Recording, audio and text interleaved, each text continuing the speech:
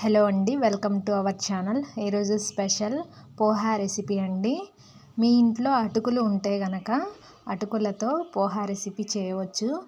ఈ పోహా రెసిపీ చాలా రుచిగా ఉంటుందండి. పిల్లలు ఎంతో ఇష్టంగా తింటారు. ఈ పోహా రెసిపీని ఎలా చేయాలో వీడియోలో చూడండి.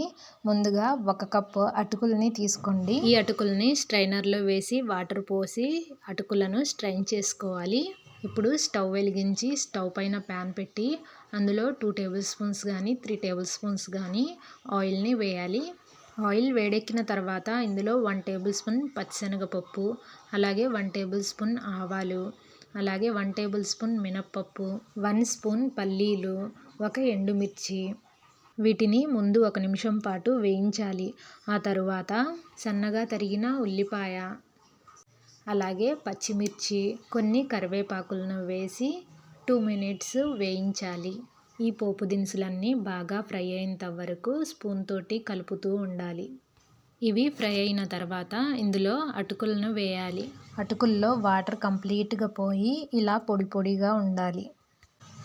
అటుకులు ప్యాన్లో వేసిన తర్వాత ఒకసారి తాలింపులో కలిసేలాగా స్పూన్ తోటి బాగా మిక్స్ చేయాలి. ఆ తర్వాత ఇందులో 1/2 టేబుల్ స్పూన్ పసుపుని, అలాగే రుచికి సరిపడా సాల్ట్ని వేయాలి. ఇలా వేసిన తర్వాత ఒకసారి స్పూన్ తోటి బాగా కలపాలి. ఈ విధంగా కలిపిన తర్వాత ఫ్లేమ్ని లో ఫ్లేమ్లో పెట్టి 5 మినిట్స్ స్టవ్ పైన అలాగే ఉంచాలి.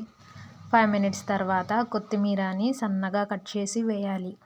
1 నిమ్మకాయని తీసుకొని హాఫ్గా కట్ చేసి నిమ్మకాయ రసాన్ని పిండుకోవాలి. ఈ నిమ్మకాయ రసం మొత్తం పూర్తిగా కలిసేలాగా ఒకసారి స్పూన్ తోటి మిక్స్ చేయాలి. అంతేనండి, ఎంతో రుచికరమైన పోహా రెసిపీ రెడీ అయిపోయింది. నచ్చితే గనక తప్పకుండా లైక్ చేయండి, అలాగే మా ఛానల్ని సబ్స్క్రైబ్ చేసుకోండి. Thanks for watching.